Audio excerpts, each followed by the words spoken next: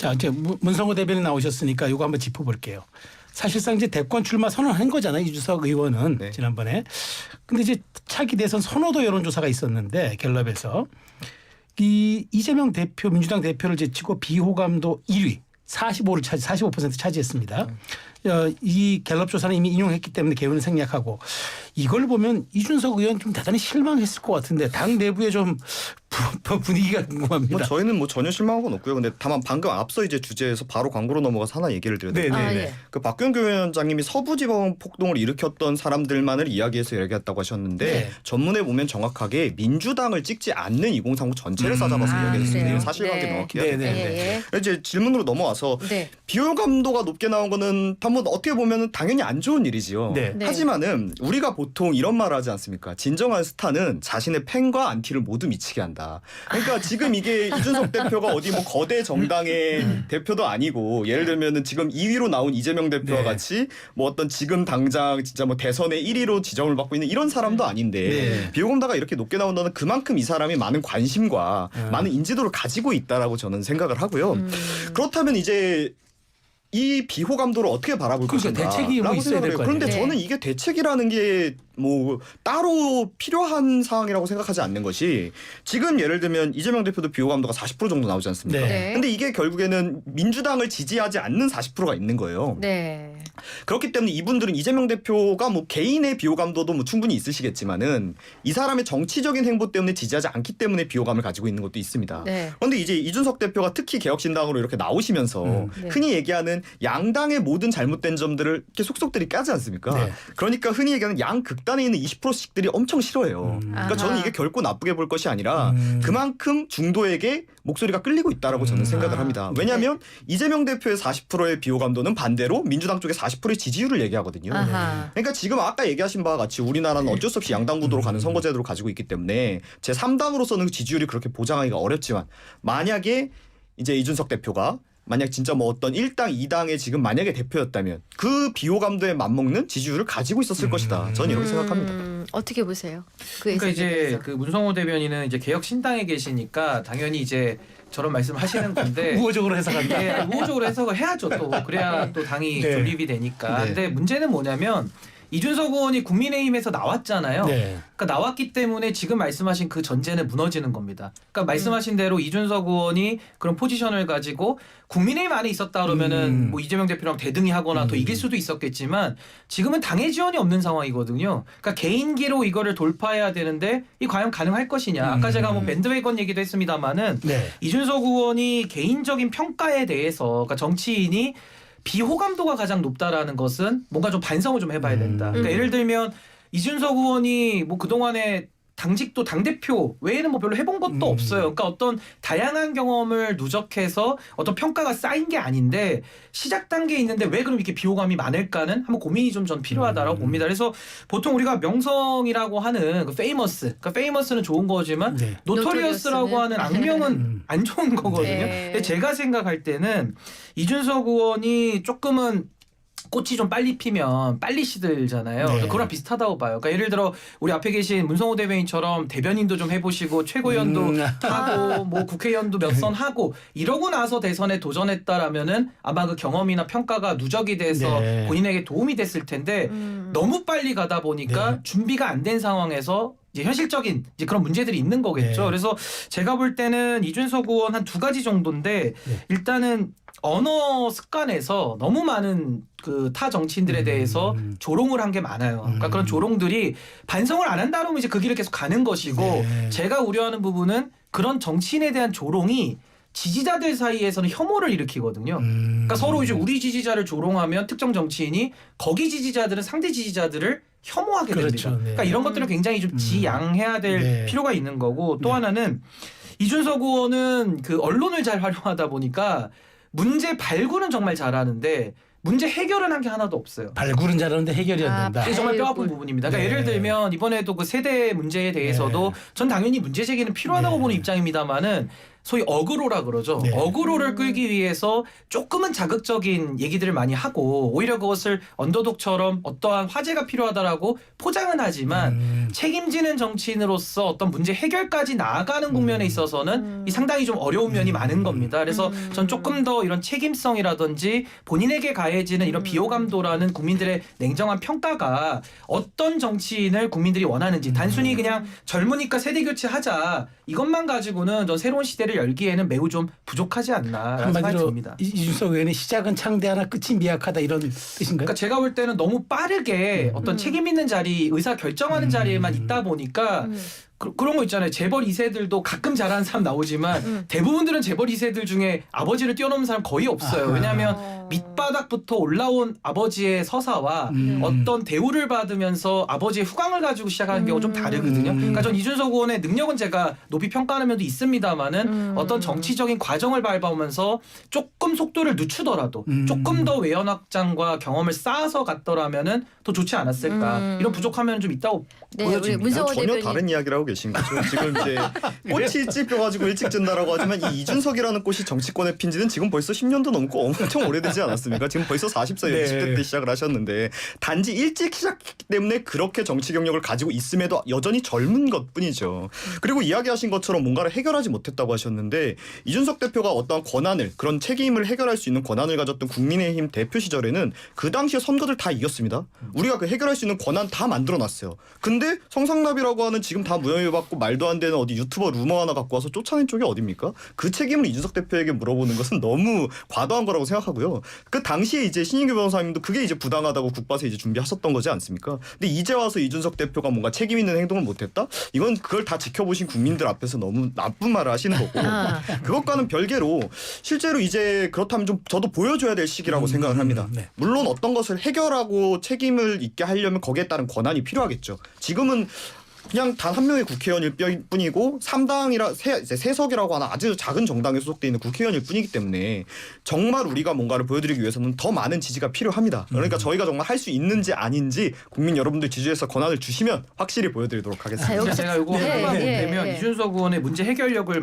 말씀하셨으니까 예를 들면 이준석 의원이 바른미래당에서 손학규 대표와의 갈등을 일으켰던 거 그건 뭐 다 명분이 있을 겁니다. 네. 그리고 이준석 의원이 저와 함께했던 국민의힘에서의 그 부당함은 저도 부당함을 알았기 때문에 소송까지 제가 하면서 도왔던 네. 역사가 있고 근데 이번에 개혁신당 와가지고는 얘기가 완전히 다른 겁니다. 본인이 픽한 사람들, 본인의 동지들과 네. 같이 당을 만들었는데 저는 비단 허은하 대표만 지금 말하고자 하는 것은 아니고 뭐 천하용인이라고 했는데 허은하 대표라든지 뭐 지금 뭐 김용태 의원이라든지 네. 또 김용남 의원 뭐 이런 분들이 네. 많이 계시고 그때 당시에 민주당 분들하고도 많은 그 힘을 모아서 했는데 뭐 금태섭 의원 지금 탈당했고 류호정 의원도 이번에 보니까 탈당을 또 했더라고요. 하셨더라고요. 그러니까 했더라고요. 그러니까 이런 식의 어떤 이낙연 대표와의 무리한 합당 과정도 열흘 만에 파기하는 네. 이런 문제라든지 아니면은 뭐 다른 그룹에서 오신 분들 나가신 거야 뭐 저는 문제 삼고 싶진 않지만 본인이 선택했고 동지로 여겼던 분들과의 이런 갈등을 해소하지 못하는 모습. 지금 그게 뭐 가처분까지 들어가서 직시항고를 하고 네. 또 형사적으로 문제가 막 비화되잖아요. 그러니까 네. 이런 부분들은 국민들이 보시기에는 조금 문제 해결적인 면에서는 좀 부족함을 보여주고 있는 거 네. 아니냐. 좀 보완할 점이 있다라고 저는 봅니다. 그래서 말씀 나온 김에 허은하 전 대표 얘기 좀 해볼게요. 그 허 전 대표가 이런 말을 했습니다. 개과천선이 어려우시다면은 하시겠다던 조고각하만 해라. 당신 발밑이라도 좀 내려다 봐라. 이런 얘기를 했는데 여전히 내용이 마무리되지 않은 모양인데 근데 이제 허 전 대표가 당 직인하고 계좌 비밀번호 반납이 안 돼서 이준석 대표는 또 도장을 넣느냐라고 또 반박을 하는데 지금 상황 좀 설명 그러니까 좀 해주세요. 그거를 도대체 왜 가지고 가신 건지를 모르겠어요. 우리가 보통 이 당인이라는 게요. 당대표 당인이라고 네. 당대표가 이렇게 주머니에 넣고 다니는 게 아닙니다. 그 사무처에 이제 거기에 보관하는 네, 곳이 네. 있고 거기서 이제 당대표가 오케이를 했을 때 이걸 찍는 네, 건데 네. 왜 그걸 본인이 그걸 가지고 다니셨는지도 모르겠고 또 이제 가처분에서 명확하게 이야기하지 않았습니까? 허은하 대표에 대해서 당원 소화제로 이제 불신임을 한 것은 정당하고 네. 여기에 대해서 본인이 뭔가 가처분을 신청한 전부 다 기각당하지 않았습니까? 그럼 이제 법적인 판결까지 끝난 건데 그럼 이제 돌려주시면 되는데 네. 뭐 그걸 굳이 뭐 가져가신 이유가 뭔지 정말 궁금하고 네. 그래서 저희가 뭐 그거 새로 이제 발급받고 하느라고 뭐 조금 하루 이틀 정도 행정 처리하느라 좀 귀찮긴 했는데 아, 새로 발급받아도 되는 그렇습니다. 거예요? 그래서 아니 이제 새로 발급을 받아야죠. 뭐 가져가셔서 안 돌려주시는데 뭐 어떡합니까? 아. 그래서 뭐 저희가 한 하루 이틀 정도 행정적으로 좀 골치가 아팠다. 뭐 이 정도인데 뭐 저희에게 그 정도 골치 아픈 정도를 이제 뭐 이별 선물로 주신 거라고 생각을 하고요. 그리고 이제 뭐 내용이 끝나지 않았다라고 하는 거는 그렇게 주장하고 싶은 건 허은하 이제 전 대표 측이죠. 네. 저희는 이 집에 모든 것이 이제 다 정비가 되고 뭐 그분이 그래. 이야기하시는 거에서 뭐 워낙 허위 사실이 들어간 얘기들이 많기 때문에 그런 거에 대해서 그냥 반박을 하는 정도인 거지. 저희는 이제 아무도 신경 쓰고 있지 않습니다. 아니 근데 허 전 대표가 당 회계 비리 의혹과 관련해서 이준석 이주영 의원하고 천하람 대표를 검찰에 고발하기로 했던데요. 그러니까 이제 레가시 미디어에서 불러주실 수 없는 분이 된 거죠. 그러니까 지금 만약에 예를 들어서 그분이 지금 얘기하신 의혹 같은 거 이 자리에 앉혀가지고 얘기하게끔 하실 수 있겠습니까? 그러니까 뭐 전혀 말도 안 되는 얘기들이고 스스로 이제 그 개혁진당의 이제 연구원인 그 개혁진당 연구원과 그 당원 당규하고 그 별도 법인이라는 사실 자체도 잘 모르시더라고요. 그래서 규칙이 따로 있다는 것도 잘 모르시고 그러신 건지 알면서도 억지를 쓰신 건지는 모르겠지만 제가 이제 옆에서 모셔본 바로는 진짜 모르셨을 수도 있어요. 그러니까 뭐 네. 텍스트를 잘 읽지 않으시는 분이시니까. 그러니까 이제 뭐 본인이 스스로는 뭔가 억울함이 있겠죠. 그렇지만 그 억울함을 어떤 감정적으로 풀기 위해선 이런 모습 보이는 것은 결국 본인 스스로의 면만 깎는 일이지 우리에게 알겠습니다. 뭔가를 어떻게 할 수 있는 일은 아니라고 생각합니다. 네. 자 이제 그 요거 좀 물어볼게요. 그 광주 금남로 이제 탄핵 찬반 집회에서 두 인물이 양쪽에 눈에 띄었습니다. 이제 유명한 두 분 다 한국사 강사들인데 전한길, 황연필. 근데 이제 같은 역사를 공부한 분들이 전혀 탄핵을 보는 시각과 우리 최근 근현대사를 보는 시각도 좀 판이하게 다르더라고요. 자, 이 부분.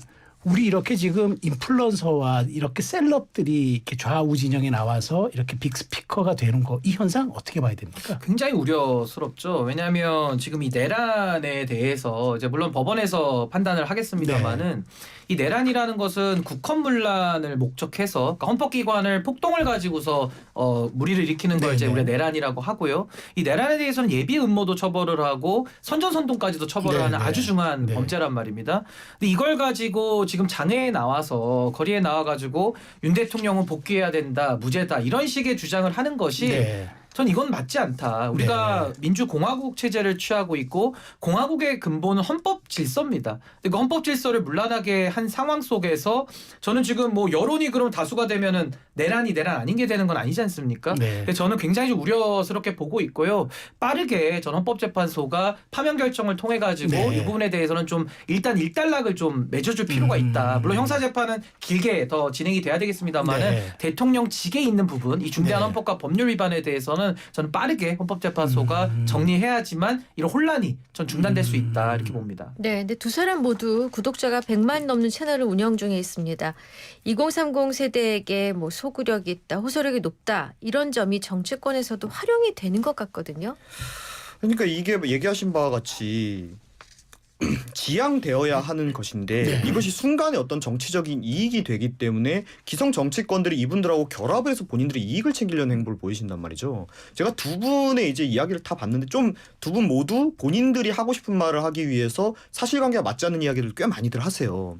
그런데 이런 것에 대해서 우리가 흔히 얘기하는 지성인이라는 사람들이 어느 정도 집어주지는 않고 오히려 앞에서 깃발을 들고 이끌고 있단 말입니다. 그러니까 이런 부분에 대해서 굉장히 우려가 되고 정치권에서도 이런 분들과는 어느 정도 선을 긋는 것이 필요한데 이미 뭐 국힘 쪽으로 얘기하면 흔히 얘기하는 뭐 정강훈 목사라든지 이런 분들이 어떤 구구적으로 해왔던 것에 지금까지 정치권들이 많이 손 내밀어 왔지 않습니까? 네. 그러니까 이게 이번에도 저는 그냥 반복된 거라고 봐요. 이건 뭐 좌우를 가릴 것이 아니라 우리나라 지금 정치권 전체에 퍼져 있는 문제점이고요. 그런데 이것을 사실 문제라고는 모두가 인식을 하지만 해결하기 위해서 어떻게 할 것인가 굉장히 어렵거든요. 이분들이 진짜 스피커로서 영향력이 있는데 단순히 뭐 정치권에서 이분들의 이야기를 안 듣는다고 그러면은 안 들어주니까 그냥 우리끼리 떠들다 끝내자 이런 식으로 되지는 않거든요.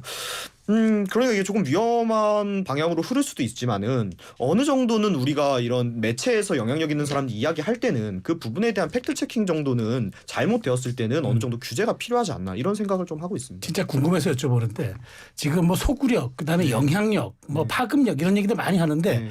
실제 이 두 분이 젊은 층에 그렇게 영향이 있습니까? 좀 짧게 좀 여쭤볼게요. 글쎄요, 뭐 저는 영향이 아예 없다 하기에는 뭐 그분들의 영향 제가 폄하하는 것 같아서 좀 죄송하지만은 네. 전 크게 대세의 지장은 없다. 저는 이제 우리가 만약에 파면이 인용되면 네. 조기 대선 하지 않겠습니까? 전 그때 가서는 전 국민들의 집단 지성이 모이면 네. 전 합리적인 판단 해낼 거다. 전 그렇게 봅니다. 저는 이제 황강상님 같은 경우에는 이분의 영향력이 결코 낮다는 얘기는 아니지만 네. 어떻게 보면 진보 쪽에는 이런 류의 스피커, 이런 카테고리의 스피커들 꽤 많으셨어요. 그러니까 뭐 개인이 뭐 그 카테고리 전체를 점하지 않고 또 이분이 사라진다 해도 기존에 있던 누군가가 점하기 때문에 저는 큰 영향력은 없다고 생각하는데 전하계 강사님 같은 경우에는 조금 다르죠. 왜냐하면은 기존의 우파에는 이런 카테고리의 스피커가 없었어요. 있었지만 그분들은 이런 느낌의 스피커가 아니었거든요. 그러니까 이게 굉장히 저는 안 좋은 방향으로 갈 거라고 생각은 하지만 영향력은 확대될 거라고 생각하고 있습니다. 그래요. 네, 알겠습니다. 여기까지 듣겠습니다. 월요일에 함께한 신문고 네, 신인규 변호사 문성호 개혁신당 선임 대변인과 함께했습니다. 감사합니다. 잘 들었습니다. 예, 감사합니다.